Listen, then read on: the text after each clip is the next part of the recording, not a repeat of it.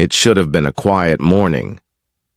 But there's no peace in silence when it feels like something has been ripped from your chest. I stepped into my garage and felt it before I even saw it, like a piece of reality was missing. You know how sometimes your body knows something's wrong before your brain catches up? That was me.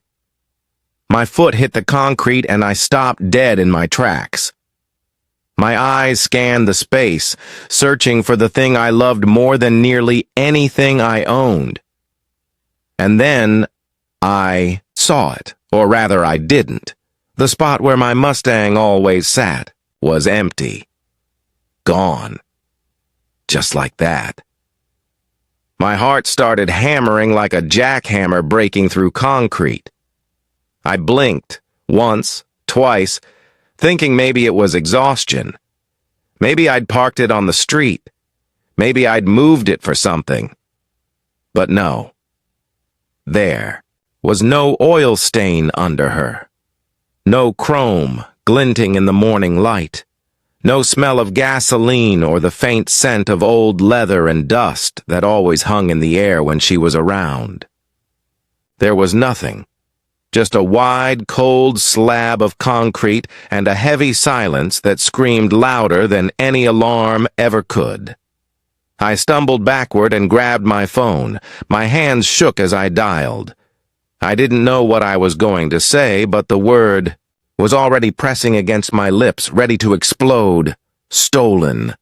That car wasn't just a car. It wasn't some shiny toy or collectible. It was blood and sweat and the last piece of my father I had left. That '67 Mustang had been a rusted, broken corpse when I pulled her out of storage after Dad passed. And I'd spent 3 years of weekends, cuts, bruises, cursing, and pride rebuilding her, piece by sacred piece. I'd poured myself into her, and now someone had just walked into my garage and driven away with her like she was nothing. I was about to press the call button when I heard it. Laughter. The kind of laughter that doesn't belong in a moment like this. Loud, careless, entitled. Turned, and sure enough, there he was. Kyle, Karen's son. The same Karen who ruled our neighborhood HOA like it was her royal court and the rest of us were peasants groveling for forgiveness if our trash cans stayed out 10 minutes too long. Kyle was standing at the end of the block, surrounded by his idiot friends, twirling a familiar set of keys on his finger. My keys. Mustang keys. The little silver pony keychain I'd gotten for my birthday hung from the ring, glinting in the sun like a taunt. I didn't feel my feet move. I didn't feel the rage begin to boil. I was just suddenly standing in front of him, my shadow swallowing his sneakers. "Where is my car?" I asked. Not screamed, not shouted. My voice was low, dangerous. The kind of voice that doesn't ask twice. The laughter stopped. Kyle turned and looked at me, his smirk not even wavering. That smirk. It was like he was daring me to do something stupid. Like he knew I wouldn't risk touching him, because that's what he was used to. Immunity. "Oh, hey," he said casually, like we were neighbors bumping into each other while trimming hedges. "Relax, man. We just took it for a quick spin. It was just sitting there." He tossed me the keys. I caught them by reflex. The metal was still warm. "You should lock your garage," he added with a smirk. "This is a nice neighborhood, but you know, stuff happens." His friends laughed. That was the moment I realized something bone-deep and unshakable. This wasn't a prank. It wasn't teenage misjudgment. It was a message. From Karen. From the HOA. From the entitled monsters they'd raised and the power they clung to like a sword. I didn't say anything. I just walked past him, heart pounding, fists clenched so tight my nails cut into my palm. I followed the direction he'd casually motioned toward, and then I saw her, my Mustang. She wasn't parked on the curb. She was half on the sidewalk, half on Mrs. Henderson's prized flower bed. The flowers were crushed, and the passenger side of the car was crumpled, completely ruined. The paint was scraped down to the bone, like skin peeled from muscle. A long gash ran the length of the door like a knife wound. I staggered forward, opened the door, and that's when the real pain hit. Not physical pain, the kind of pain that comes from seeing something you built, something you poured love into, defiled. The inside of the car was trashed. The smell of fast food, cheap cologne, spilled soda. A greasy pizza box sat in the back seat like a mocking insult. The leather was stained, the floor mats were caked in mud, and there was trash shoved into the console. I leaned my head against the roof and closed my eyes, not to cry, not even to breathe, but because in that moment, the fire inside me wasn't hot anymore. It was cold, heavy, and focused. Because they thought this was funny. They thought I'd huff and puff and maybe file a report, maybe whine about repairs. They thought I'd tuck my tail between my legs and move on like nothing happened. They didn't understand what that car meant, and that was their fatal mistake. I turned on my heel and walked, straight to Karen's door, her castle, the throne room.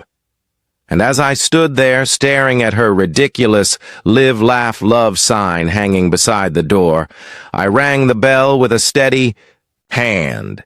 She opened it with a spatula in her hand and a smile on her face. Fake. Plastic.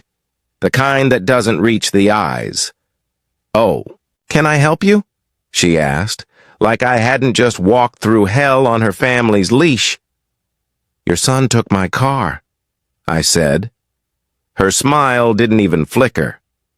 "Oh, that," she said, waving her spatula like she was dismissing a fly. "It was just a misunderstanding. Boys will be boys." I could feel my heartbeat in my throat. "He wrecked it," I said. She tilted her head. "Well, you do leave your garage door open. It's kind of an invitation, don't you think?" She was blaming me. This woman was actually blaming me for her son's theft. Her voice had that passive-aggressive HOA sugar tone, but her eyes, those shark eyes, were dead cold. "If there's damage, just send me the bill," she said. "Now, if you'll excuse me, my family's waiting for dinner." She started to close the door. I stopped it with my hand. "This is not something a bill is going to fix, Karen." Her face twisted. "Get your hand off my door before I call the police and tell them you're harassing me." I stepped back. I knew she would. She'd spin the story, make herself the victim, and she'd do it all with a smile. But behind that mask, she was worried. She should be, because I wasn't going to be filing a complaint and crossing my fingers. I wasn't going to wait for the cops to shrug and tell me there was nothing they could do. No, I was going to bury them. Not with fists, not with threats, with the truth, with evidence, with fire, because they didn't just mess with my car, they messed with my legacy. They thought they understood what it meant to have power, but they were about to learn what it meant to have something to lose. And I was going to be the one who took it all. The police officer who came to my house looked like he'd rather be anywhere else. He was young, tired. He squinted at my wrecked Mustang like it was an overdue report on his desk, not the crime scene of a felony. I walked him through it. The unauthorized entry, the theft, the damage. I told him who took it. I gave him names. He nodded, took notes, promised to have a word with the family. I asked him if this would go on the record. He said it depended. I knew what that meant. Karen would spin her story. Kyle would act like a victim of a misunderstanding. They'd call it a teachable moment, and nothing would come of it. Maybe a warning, maybe a chuckle at the station. But justice? No. Not in neighborhoods like this. Not when the queen of the HOA had the cops on speed dial and a decades-deep web of connections. I watched the officer drive off, his cruiser disappearing behind hedges manicured within HOA-approved measurements. Wasn't surprised. I was something worse. I was ready. That night, I stood in my garage staring at the Mustang. The fender I'd propped against the wall looked like a torn limb. The chrome was bent inward like it was trying to protect itself, and all I could think about was my dad. He bought that car in 1967, the year he came home. He didn't talk about the war much, but I knew enough. I knew the Mustang was more than a car to him. It was freedom, power, something that made him feel alive when the rest of the world made him feel haunted. He used to say, "A man needs something of his own, something that reminds him who he is." That car was his soul on four wheels, and now it looked like a corpse. I touched the hood and made a new promise. Not to him, to myself. I would make them pay. Not with fists, with consequences. I didn't sleep that night. I sat at the kitchen table with a notebook and a stack of HOA documents I'd printed off their rinky-dink website. Karen's kingdom of rules, her sacred bylaws, her codes and covenants. They were written in lawyer speak, a forest of legal vines meant to strangle ordinary people into silence. But I had time, and anger made for a damn good flashlight. The next morning, my best friend Alex showed up with coffee and a look of concern on his face. He was wearing that "I'm going to talk you out of something stupid" expression I knew too well. "You need to sue them," he said as soon as I opened the door. "Working on it," I replied. "No, Jack. You need to go to a real lawyer. File a civil suit. This was grand theft, auto, and property damage." I held up the police report, thin as a grocery receipt. He took one look and let out a sharp breath. "Let me guess. He's calling it a misunderstanding?" I didn't answer. I didn't have to. He set his coffee down and looked at me hard. "Then we're doing it my way." I agreed. At least for now. Because I had to play this smart. I needed a paper trail. A record that I tried to do things the right way. I wanted to show the world, especially the neighbors who hid behind their blinds, that I wasn't the villain here. Karen was, and her son was just the first domino, so I did it Alex's way. I gathered my evidence, high-res photos of the damage, a restoration quote from the best shop in the state, one with a price tag that would make your wallet cry. I printed everything. I made a perfect little folder, neat and organized. I was ready. The next HOA meeting was Thursday night. I dressed in black. Not because I was being dramatic, but because I wanted to feel like a storm walking into that room. The community hall was filled with the usual suspects, nervous, quiet neighbors who barely looked up from their phones. People who were just trying to survive the monthly beatdown without getting fined for breathing too loud. Karen sat at the front, flanked by her two loyalists, Carol, her nodding bobblehead of a best friend, and Bob, her doughy, quiet husband/treasurer. Kyle wasn't there. Of course not. He was probably at home, feet up, playing video games with one hand while texting lies with the other. I waited. They talked about mailbox colors, grass height, the usual soul-killing agenda. And then Karen asked if there was any new business. I stood. and every eye turned to me. "I have something to address," I said. I walked to the front, like a lawyer stepping into a courtroom. I laid the photos on the table. I held up the estimate. I showed the police report. I stated the facts. My car was stolen and wrecked. The person responsible was Karen's son, Kyle. And now the HOA, led by this very woman, is attempting to fine me for the damage done to my own vehicle. Gasps rippled through the room. Karen didn't even blink. She stared at me like I was a dog barking too loud at a barbecue. "That's a baseless accusation," she said smoothly. "It was a misunderstanding that has already been resolved." "It hasn't," I replied. "The only thing I've received is this." I held up the fine, the ridiculous $250 notice for non-operational vehicle exposure and improper storage of parts. "You're punishing me for being a victim." "The fine stands," she said, flipping through my folder without care. "The bylaws are clear." "This is corruption," I snapped. "Your son broke the law. You're using your position to protect him." "That's enough," she hissed, slamming her gavel like she was some kind of suburban Judge Judy. The room went silent. "This meeting is not for personal vendettas. If you have a problem, take it up with our legal counsel." And just like that, it was over. Meeting adjourned. No support. No questions. Just cowardice in khakis and cardigans shuffling for the door, desperate not to be caught on the wrong side of the Queen's fury. Alex stood beside me, stunned. "She didn't even deny it," he whispered.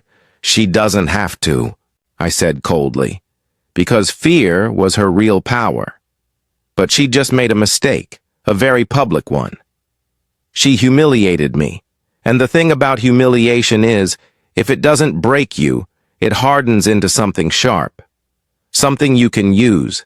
That night. I didn't rage. I studied.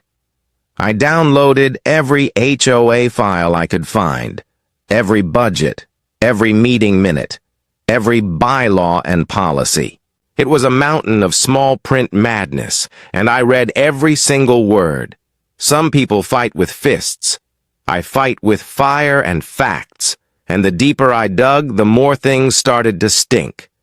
A landscaping budget that had ballooned by 30% over 2 years, with no visible improvement to the neighborhood. A vague line item called Community Enhancement Project, with zero explanation and no documentation.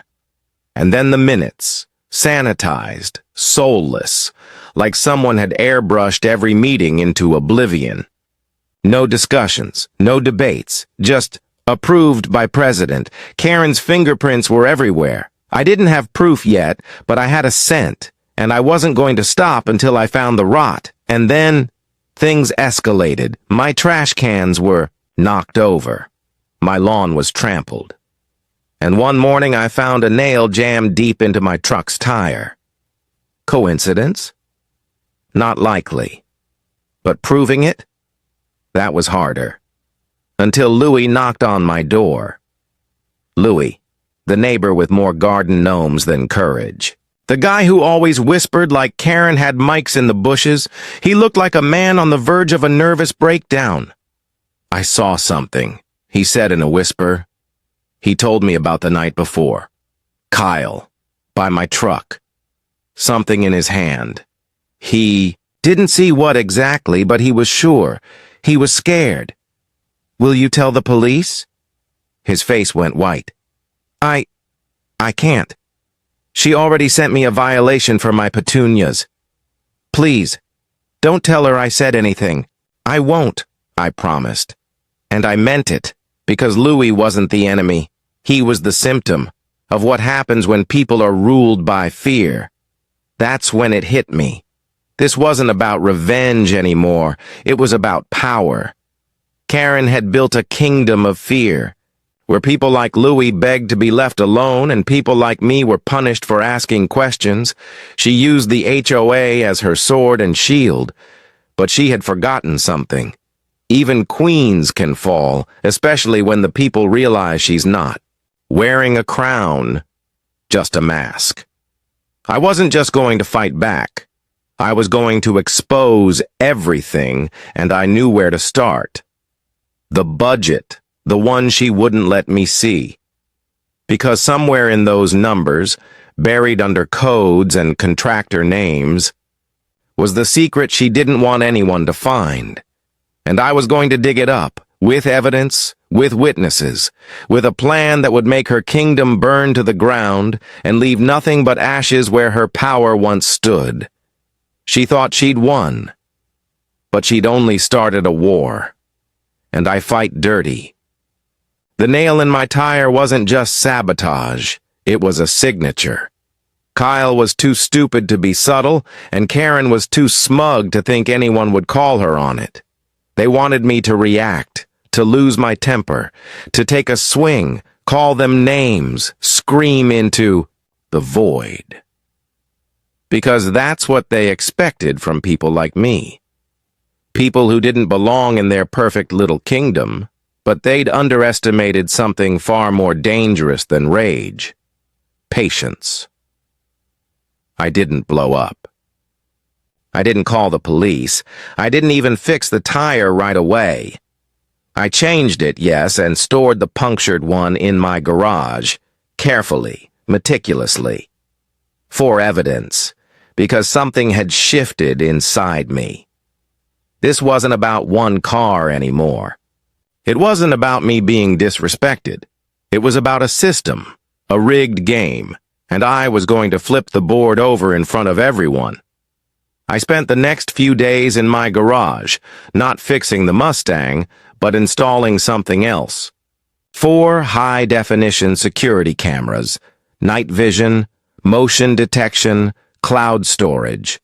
Each one placed with military precision.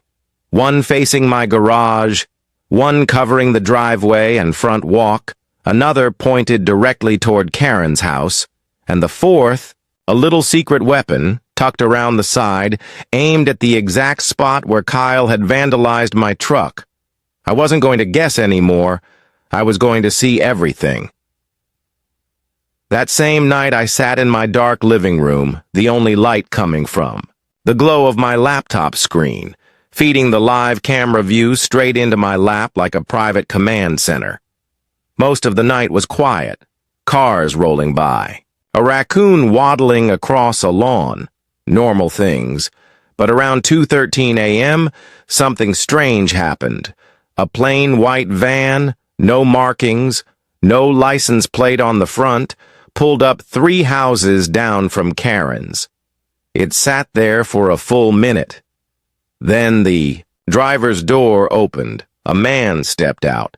He was tall, wearing a ball cap pulled low, his jacket zipped up to his chin. I watched, holding my breath. He didn't go to Karen's front door. He stopped halfway down the driveway, and that's when it opened. Bob Karen's husband, the treasurer of the HOA. He shuffled out like a man sneaking out for a cigarette, nervous, glancing over his shoulder like he was afraid the moon might be recording him. They met near the sidewalk. He zoomed in. I couldn't hear what they were saying. But I didn't need to, because I saw it. The envelope. Thick, white. Passed from the man to Bob's hand. Bob tucked it into his coat like it was contraband. Then Bob handed something back. A check. They shook hands. The man left. Bob scurried back, inside like a guilty raccoon. I sat frozen, my pulse pounding like war drums in my ears because I had just witnessed something bigger than petty vandalism. That was a deal. That was off-the-books money. That was the crack in Karen's armor I'd been searching for. The next morning I pulled the video and scrubbed through it frame by frame. In one blurry shot I caught a partial license plate on the back of the van. More importantly, a logo, Prestige Landscaping. It barely registered on the camera, but there it was, like a ghost. I opened my laptop and dove into the HOA budgets again. And there it was. Prestige Landscaping had been the official contractor for 2 years. The same. 2 years Karen had been president. The same 2 years that landscaping expenses had ballooned by over 30%. It was all falling into place. This wasn't just Karen using her son as a weapon. This was fraud. A kickback scheme. The HOA was being drained, and I was the first fool who'd asked to see the budget. That was why they'd gone after me, not just to shut me up, but to scare me back into line. I didn't sleep that night. I stared at my computer screen until my eyes burned. I knew what I had. I just didn't know what to do with it yet. So I called the one person I trusted more than anyone, Alex. I told him everything. The video, the envelope, the logo. The silence on the other end of the phone was deafening. "This is huge," he said finally. "This is criminal. You have to take this to the police or the DA. This is a felony." "I know," I said, "but they'll spin it, delay it, lawyer up." "Jack, what are you saying?" "I'm saying, I want this to mean something. Justice doesn't work like that. There's a process." "Yeah? Well, that process let them wreck my car and call me the problem. That process let Karen sit on her plastic throne and punish everyone who looked at her sideways. That process doesn't scare her, but I can." "Jack," he started, but I cut him off. "I'm not just going to get them arrested. I'm going to destroy them. In front of everyone." He sighed. "You're walking a dangerous line, man." "I know, but this time I'm not walking it alone." I ended the call, and then I made my next move. Louis. Sweet, terrified Louis. The gnome-loving retiree who lived next door and hadn't stood up to anyone since 1979. I knocked on his door with one thing in hand. Certainty. Not a plea, not a question. A promise. He opened the door like he was expecting the Grim Reaper. I smiled. "Louis," I said calmly, "you don't have to be afraid anymore." I don't. Know what you mean? I know about the kickbacks. I have proof. I'm taking her down, but I need help. Not your name, not your face, just your story." He hesitated. Then his eyes flicked to his flower bed, the empty one where he'd once grown pink petunias. "She fined me," he said, voice cracking. "Said the flowers were the wrong shade of pink. $200. My wife cried when I tore them out." "Do you have the notice?" I keep everything. Can you copy it? Leave it in my mailbox. No names, no fingerprints." He looked over his shoulder, then back at me. And for the first time I saw it. The flicker of something not quite courage, but close enough. "Okay," he whispered, and just like that, I had my first soldier. The next 2 weeks were a slow, careful collection of pain. I visited neighbors quietly. People I'd lived beside for years but never really spoken to. The Millers. Fined for having a basketball hoop the wrong color, Mrs. Gable. Fined for door paint that was too cheerful, the Hendersons. Fined because my Mustang's tire had crushed their flowers, after Kyle wrecked it. With each person I told the truth. Karen was bleeding this neighborhood dry. And if we didn't stop her, she'd keep doing it until there was nothing left but fear and fines. They didn't need to show their faces. They just needed to share their stories. The envelopes started, showing up within days, slipped under my door, left in my mailbox, pushed through my fence slats at night like whispered confessions. Violation notices, photos, letters, proof. She'd ruled with fear for so long it never occurred to her what would happen when the fear broke. And while the neighborhood whispered, I kept digging into the money. I traced Prestige Landscaping to its owner, Gus Marinay. Then I found his wife's public social media profile. And there, in a smiling beach photo from 2 summers ago, were Gus, his wife Karen, and Bob, all having dinner together in the Bahamas. Captioned, "Great trip with our favorite HOA president." I stared at that photo for a long time. That was it. The final nail. They weren't just business partners. They were friends. Vacation friends. And I had the timestamp to prove it. I had the video of Bob taking cash. I had the bloated budgets. I had the neighborhood stories. And now I had the connection. It was a house of cards. And I had a match. The only question left was how loud I wanted the explosion to be and who I wanted to invite to watch the fire. You can't destroy a kingdom unless you understand the castle it's built on. That was the lesson I kept telling myself as I stood in my garage, surrounded by stacks of folders, photos, witness reports, and HOA violations, all quietly slipped under my door like whispers from the silenced. Karen thought she was safe behind her throne of bylaws and laminated power. She thought no one would ever look too closely at the numbers, or the contracts, or the connections. That we'd all keep mowing our lawns to regulation height and paying our inflated dues without asking what the money was really for. But the minute her son touched my Mustang, she lit the fuse.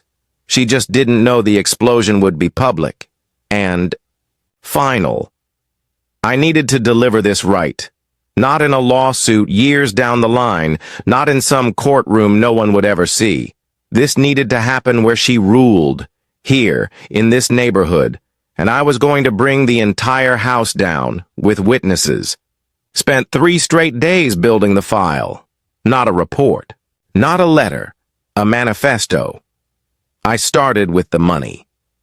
Page 1 showed a simple graph. Year-by-year HOA landscaping budget, a clear, sharp jump the year Karen became president.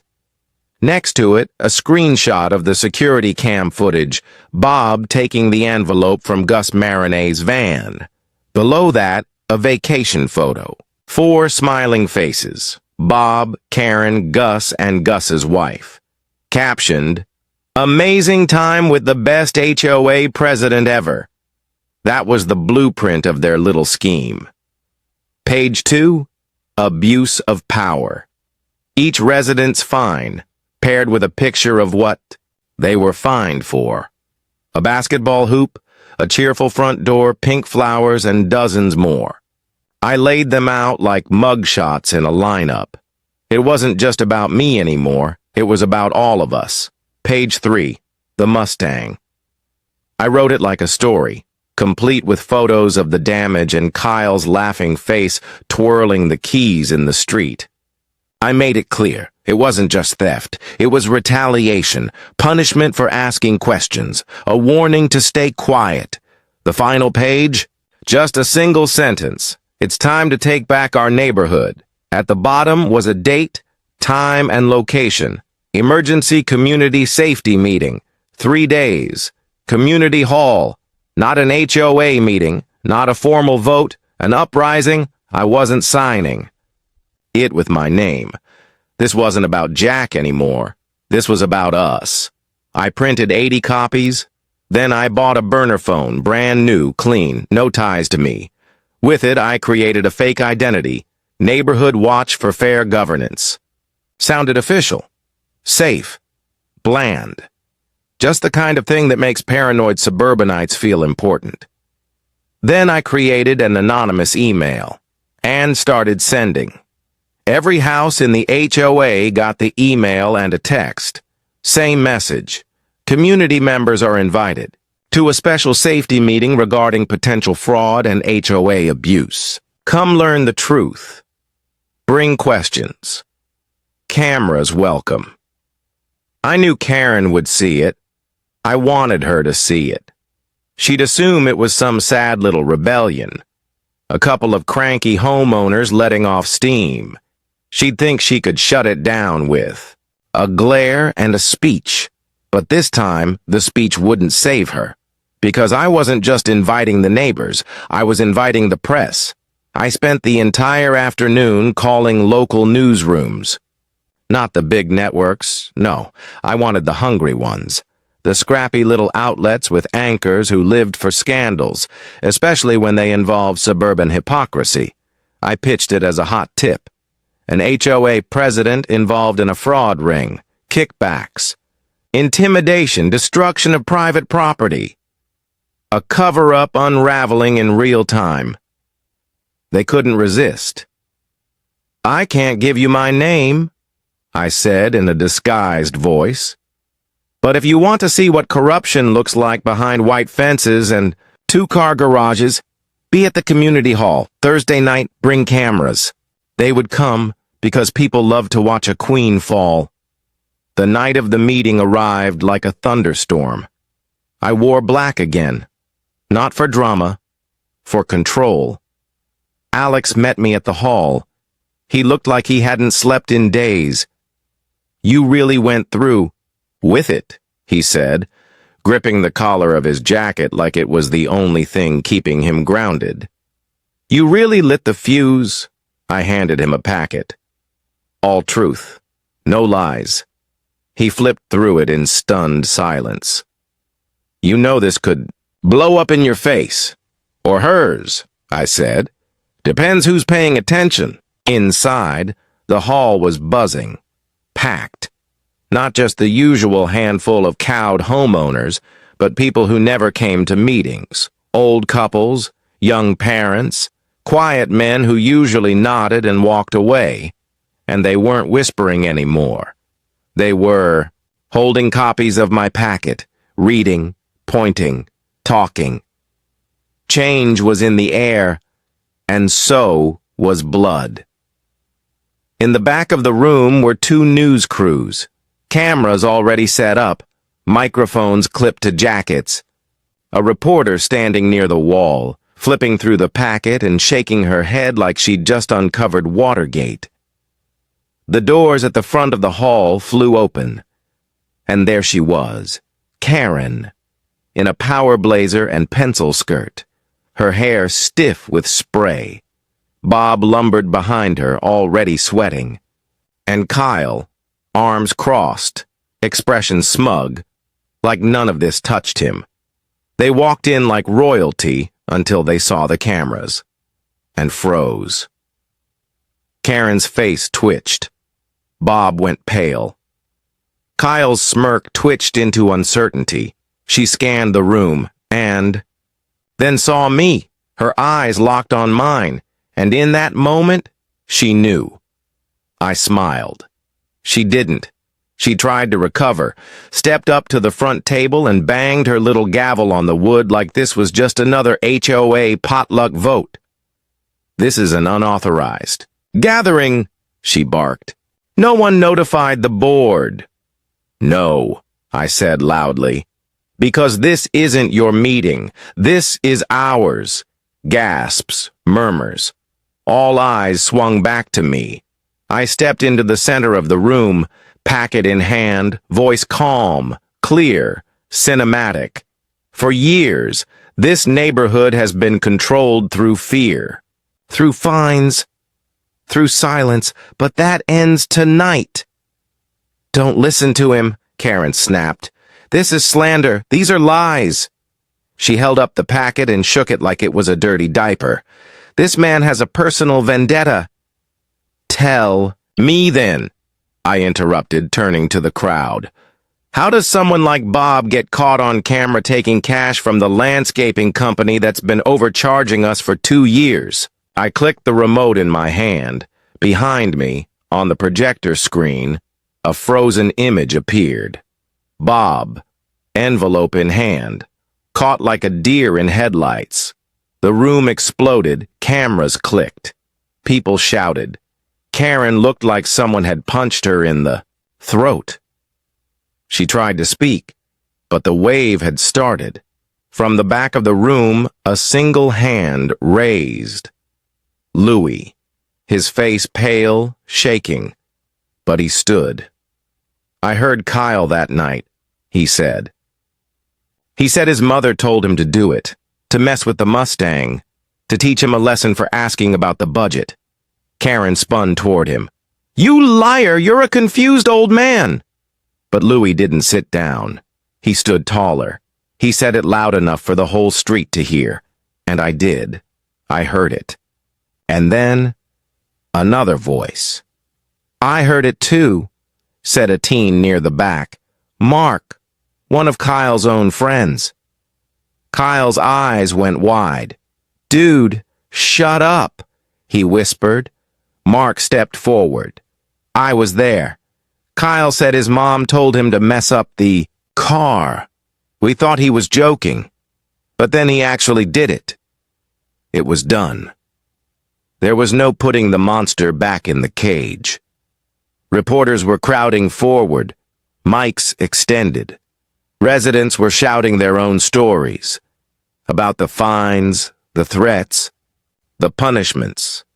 Karen's world, her perfectly controlled little kingdom, was collapsing around her, and I just stood there, watching, not smug, not gloating, just still, because the fall of a tyrant doesn't need a roar, just gravity. The room was chaos, not the loud kind, not yet. The quiet kind, where eyes dart, lips tremble, and people sit frozen because they just witnessed something irreversible. Karen stood in the center of it all like a broken statue, chipped paint, cracks, showing, eyes hollow. Her son had just been outed by his own friend. Louis, the man she thought too weak to fight, had just stood up and told the truth.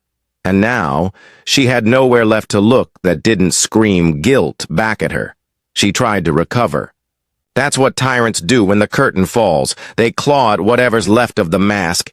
"He's lying!" she barked, pointing at Louis like she was trying to erase him with her finger. "That old man is confused. He's always been confused." Louis didn't blink. He didn't even sit down. He just said, calm and clear, "I know what I heard, and I'm not scared of you anymore." That line, that broke something.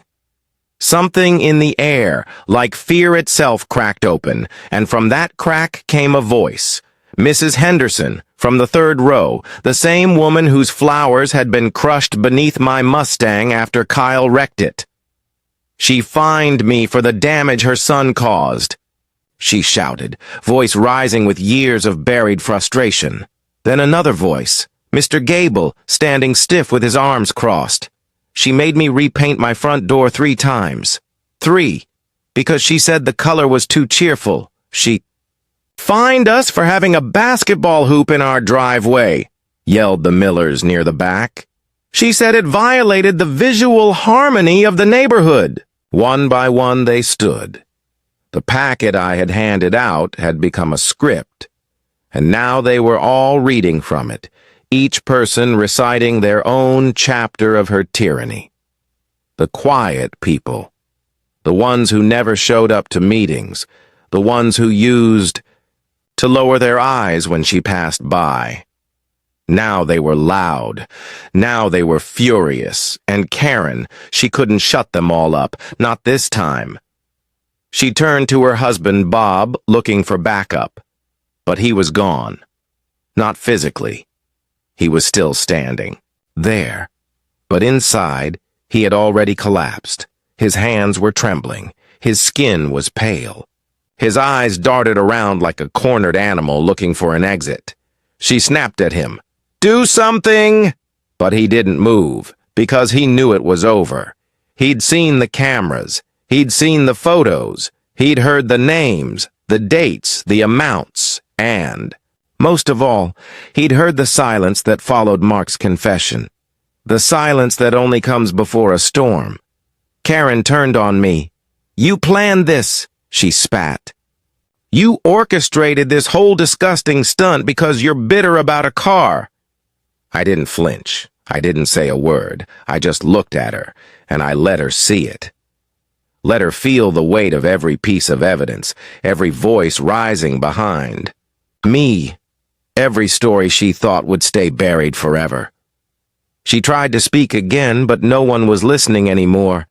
Because when a queen falls, she doesn't just lose her crown, she loses her voice. The shouting grew louder, residents demanding answers, people waving their packets in the air like pitchforks. And then, the final beat. The moment I had timed with precision. The double doors at the back of the hall opened.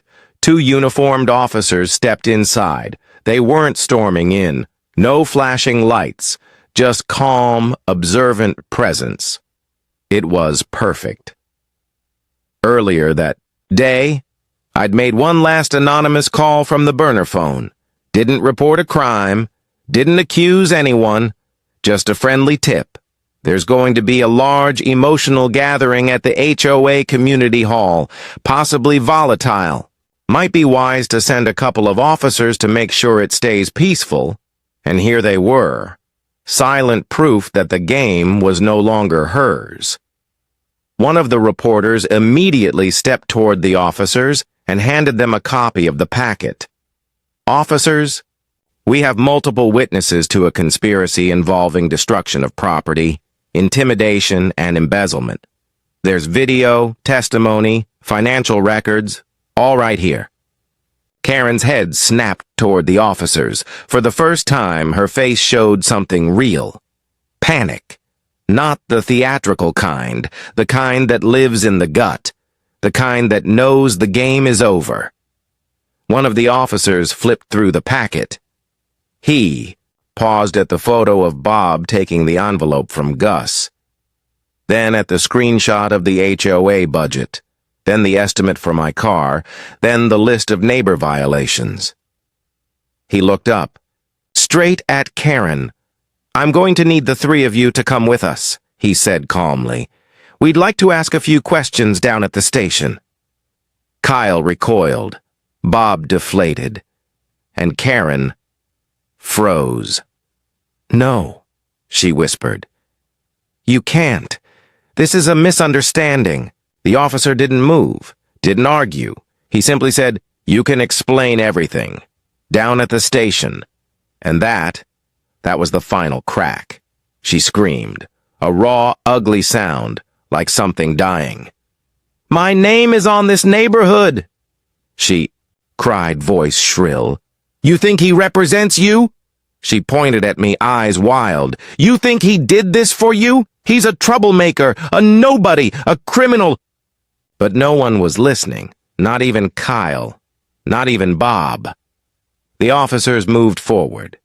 She backed away, stumbling, clawing at Bob's sleeve like he could anchor her, but he didn't hold her. He just looked away. They were led through the crowd, past the cameras, past the neighbors she used to command with a glare. No one moved to help her. No one spoke up, except one voice. Alex. He stepped forward, calm, sure, holding the original folder.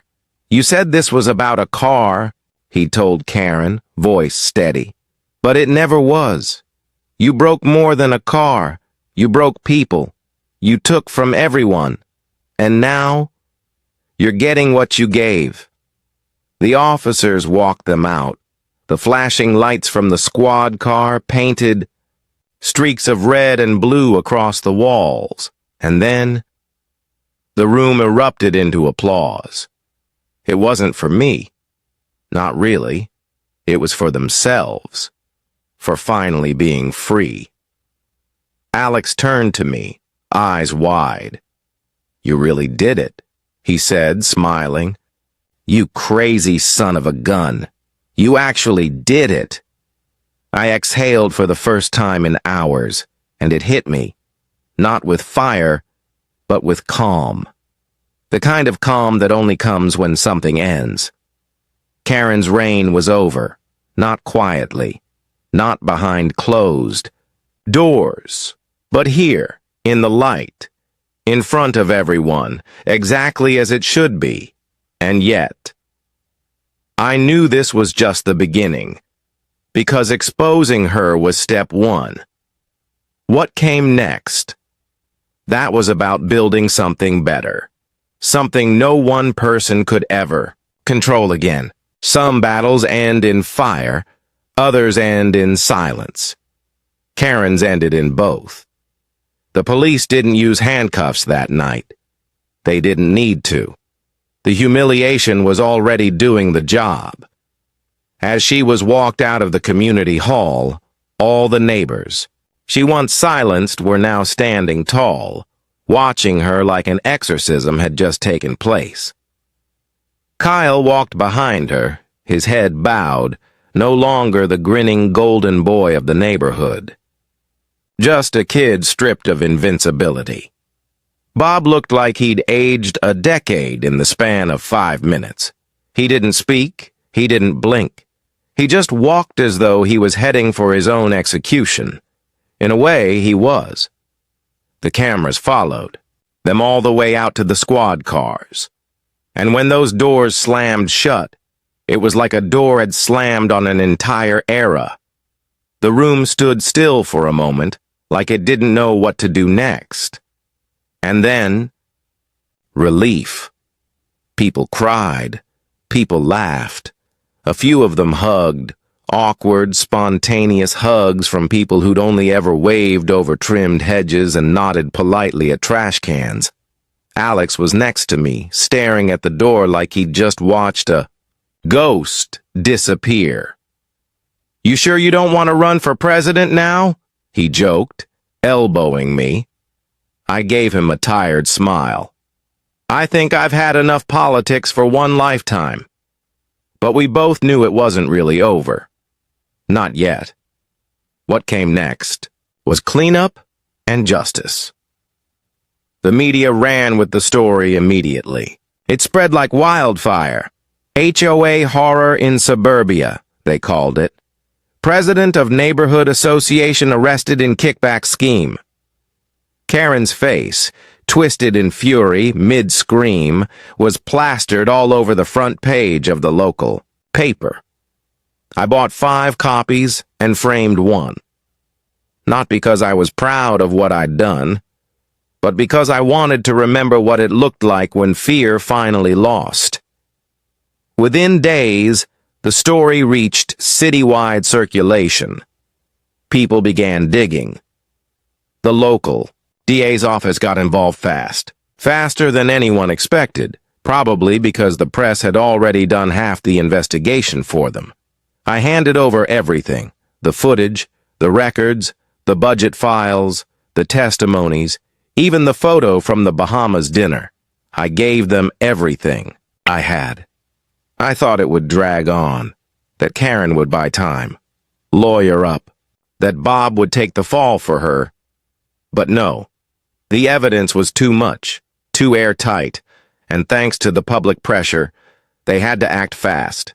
The charges came down hard: conspiracy to commit fraud, misuse of community funds, obstruction, intimidation, destruction of private property. The list read like a resume for a dictator. Karen's lawyer tried to spin it. Said it was all a misunderstanding. Said she had no idea her husband had authorized overpayments. Claimed Kyle acted alone and she had no idea about the Mustang. But the witnesses, the paper trail, the camera footage, they told a different story. One of power used like a weapon. One of privilege sharpened into fear. The court moved quickly. They offered plea deals because Karen and Bob knew if it went to trial it would get even worse, and they couldn't take the heat. Kyle pled guilty to unauthorized use of a motor vehicle and destruction of property. He got off with community service and a juvenile mark on his record. Bob lost his CPA license, 5 years of probation, fines. He barely spoke during the hearings, just kept his head down. But Karen, Karen got the full weight of the law. 2 years. State. Prison. Not county. Not house arrest. Prison. The judge made it clear. This wasn't just about the money. It was about the abuse, the fear, the control. This wasn't governance, he said. It was reign, and reign's end. When the bailiff led her out of the courtroom in handcuffs, she didn't look at anyone. She didn't cry, she didn't scream, she didn't plead, she just stared ahead like she was walking through a dream she couldn't wake up from. That was the last time I ever saw her in person. The HOA didn't survive either, not even a little. Once the court saw the depth of the corruption, the judge ordered it dissolved. No appeal. No reorganization. Gone. The neighbors cheered. Some brought champagne to the next unofficial neighborhood gathering. We didn't have a name for the group yet. We just knew we weren't going back to what we had. The community pooled together to start. Something new, not a dictatorship, a council, elected transparent, with term limits, no fines without due process, all budgets posted publicly. It wasn't perfect, but it was human, and that felt like a miracle. The civil lawsuits followed, a class action, filed by nearly 20 homeowners, including Louis, Mrs. Henderson, and even the Millers. Between the restitution and the court-ordered forfeiture of Karen and Bob's ill-gotten assets, there was enough money to make things right. Fines refunded, legal fees covered, and more than enough left over for something else. Something personal. The Mustang. I didn't take the payout right away. I stared at the check for days. It sat on my workbench like a symbol, not of victory, but of cost. What I'd gone through, what everyone had gone through. Alex finally said it best. You didn't win, Jack. You freed people. Take the damn check. So I did, and I got to work. Not out of anger this time, not out of grief, but out of peace. I spent months in my garage, every night and every weekend, stripping the Mustang down to bare metal and building her back again, every dent removed, every part replaced. I took my time. No deadlines. No rage-fueled sanding. Just care, love, quiet, and when I was done, she looked even better than before. Black paint so deep it looked like a mirror of the night sky. Chrome so clean you could shave in the reflection. Leather seats that hugged you like a memory.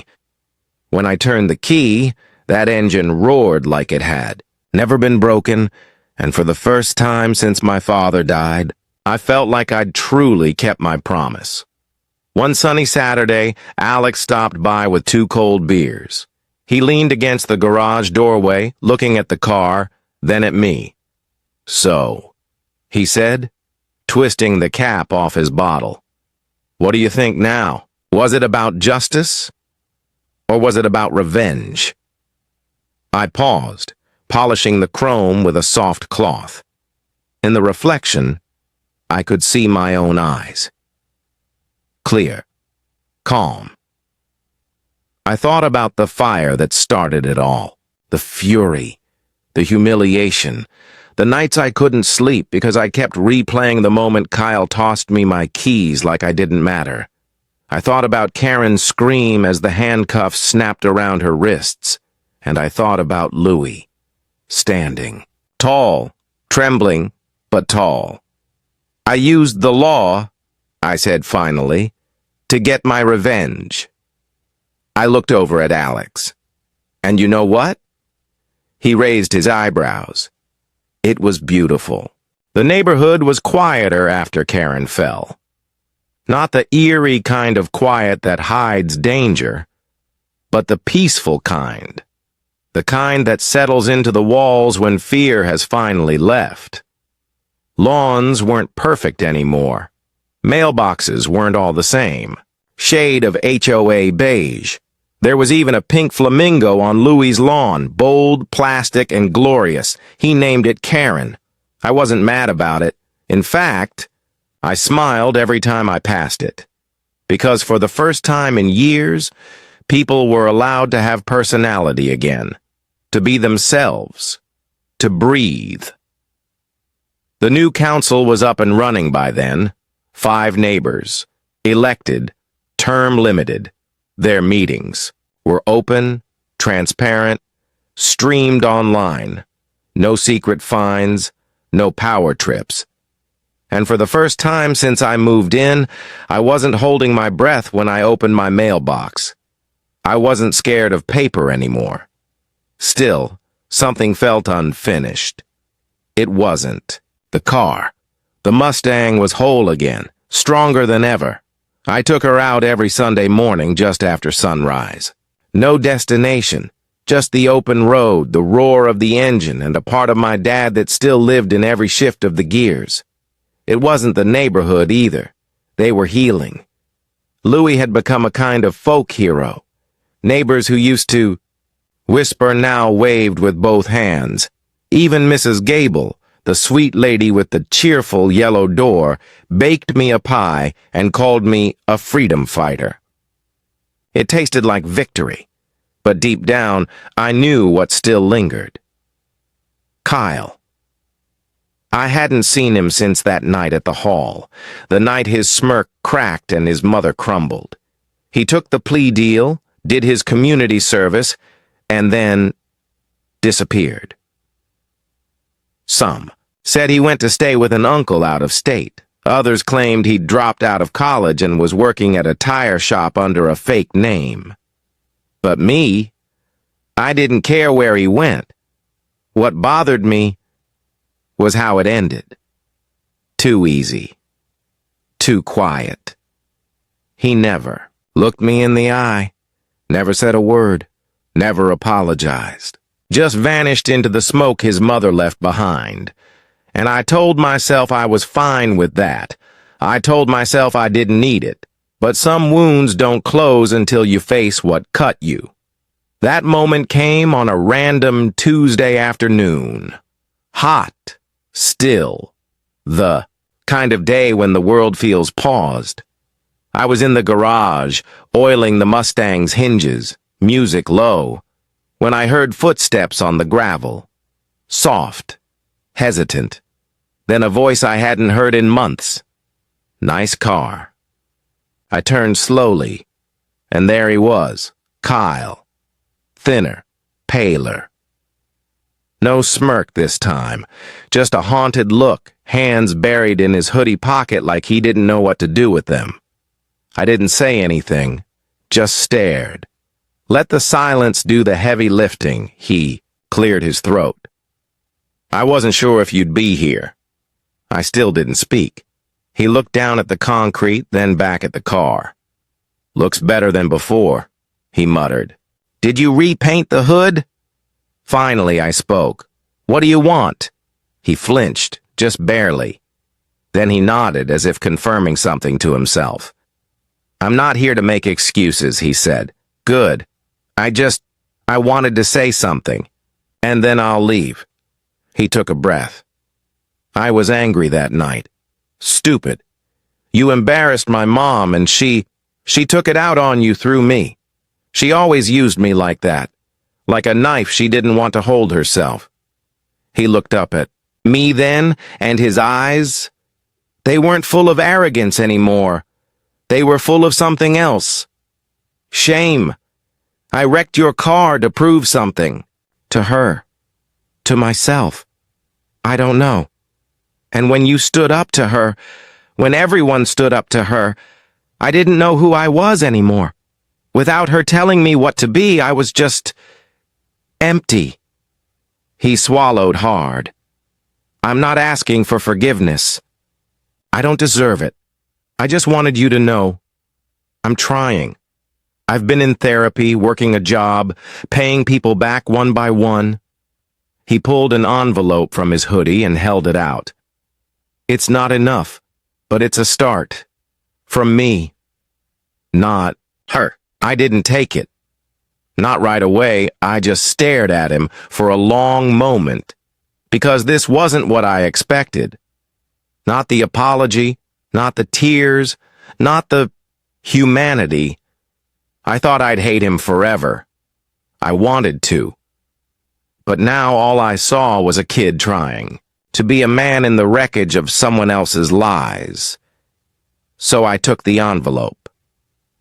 Not because I needed the money, but because sometimes accepting something is the most powerful thing you can do. You hurt a lot of people, I said, my voice steady. He nodded, eyes low. I know. You're not a victim. Don't pretend to be one. I'm not. Good. A long pause. Then I stepped aside. You want to see the Mustang? He blinked, surprised. Yeah, I'd like that. I showed him what I'd rebuilt. How the engine had been remachined. The leather I had restitched by hand. How every dent he made had been filled, sanded, and made whole again. You didn't just fix it, he whispered. No, I said. I honored it. He nodded slowly. I never had anything like that, he muttered. Something worth that much. I closed the hood. Maybe now you will. He didn't ask to drive it, smart kid. But when he left, I watched him walk a little straighter. And for the first time, I believed he might actually make it. Not because of who he was, but because of who he no longer had to be.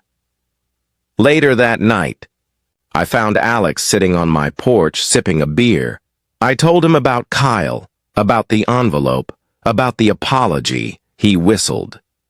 Well, I'll be damned. Yeah, I said, sitting beside him. Me too. He leaned back, staring up at the stars. You think she'll come back? Karen? I thought about that for a long second. I don't know, I said. But if she does, I pointed at the flamingo in Louie's yard. I think we'll see her coming. We laughed, not out of spite, out of relief, out of freedom, because this place, this street, these houses, they were ours again, not ruled by fear, not policed by fines, but rebuilt by each other. And that was more powerful than any HOA. The road was empty that morning, just the soft hum of tires on asphalt and the steady rhythm of the engine beneath me. The Mustang purred like it knew it had nothing left to prove. We were past the fights, past the fire. Now, we were just driving. Didn't know where I was going. Didn't care. Sometimes you drive just to remind yourself you're free. The neighborhood was still asleep behind me. Sunlight creeping between rooftops, dogs barking in the distance, sprinklers ticking to life, like suburban metronomes. And for the first time in a long, long while, there was peace. No more fines, no more threats, no more queen in her crooked castle. The HOA was gone. The bylaws shredded. The power redistributed to the people it belonged to all along. But it wasn't just the system that had changed, it was the people. Louis, the man who once trembled through his blinds, was now the loudest voice at every community meeting. He brought cookies, he brought jokes, he even brought his granddaughter once, introduced her to every neighbor like we were family. The Millers? They built a basketball court in their driveway and painted it neon green just because they could. Mrs. Gable repainted her door sunshine yellow again, this time brighter. And Alex? He finally asked out the woman 2 houses down. She said yes. The street felt alive again, imperfect, colorful, real. I think that was the real victory. Not that we took Karen down, but that we found each other in the ruins. Still. There were scars. Even now, sometimes when I check my mailbox, I hesitate. Just for a second. Like a reflex. A memory. like the ghost of a violation letter might still be lurking inside. Trauma doesn't leave with a court verdict. It lingers, in the cracks, in the quiet. But healing? Healing shows up in the little things. In a neighbor offering to mow your lawn without asking why it's a little long. In a shared beer on the porch. In a flamingo named Karen waving in the breeze. That's how you know you've won. Not when your enemy falls, but when your world stands back up. Karen never came back. She served her sentence, then disappeared. Last I heard, she'd moved to Arizona to start fresh. Changed her name. Started a blog about leadership. I didn't read it. Didn't need to, because her story ended here. The moment those handcuffs closed. The moment her control snapped. And mine was still being written. A few weeks after her sentencing, I found something in my mailbox. Not a letter, not a threat, just a key. Old brass, no note. But I knew what it was. Karen's old master key to the HOA office, the one she used to open everyone's gates, the one she used to fine, punish spy. She left it behind like a rusted crown. I held it in my hand for a long time. Then I walked to the end of my driveway, and I threw it in the trash. Some power isn't worth passing on. A few days later, the new council renamed the old HOA building. It wasn't an association center anymore. It was a community space. They painted it with murals. Bright ones. Kids playing, people hugging, a Mustang in the background just barely visible. Someone even drew a little flamingo on the mailbox. I didn't ask who. I didn't need to. We had all become artists now. Pain had made us, but we weren't. Defined by what we tore down. We were defined by what we built after. One evening, I parked the Mustang at the edge of the community lot, engine cooling beneath the dusk. I stepped out, watched families laugh over potluck dishes, neighbors tossing bean bags, kids chasing bubbles across grass, Karen once deemed unsuitable for recreation. Alex stood beside me, beer in hand. "I ever tell you what your Mustang really is?" he asked. I shook my head. He smiled. "It's a rebellion, on wheels." I laughed, soft and real. "You think it's over?" I asked. He looked around, at the people, at the light, at the life. "Yeah," he said. "I think it is." We stood there a while, watching the sun dip behind rooftops, and I realized this wasn't a happy ending. It wasn't a storybook. There were still fences to mend. Still people learning how to speak after years of silence. Still ghosts in the flower beds. But it was ours. We'd earned it. Not by playing her game, but by rewriting the rules. By turning fear into fire, silence into voices, pain into progress. That's what no one tells you about justice. It doesn't always feel like a victory parade. Sometimes it feels like a quiet street. No threats, no fines, no screaming, just wind in the trees, and a car that still runs like a heartbeat. A few weeks later, I left a letter on Louis's porch. No envelope. Just a thank you. Because he stood when no one else would. Because his one trembling voice lit the fuse I couldn't. And because sometimes the heroes aren't the loudest ones. They're just the ones who finally say, "Enough." I never got a reply. But one morning, I walked outside to find the flamingo gone in its place. A small wooden carving of a Mustang, painted black, set in the soil like a monument. No words, no names, just understanding. And that was enough. Because sometimes, the strongest stories don't end with justice. They end with peace.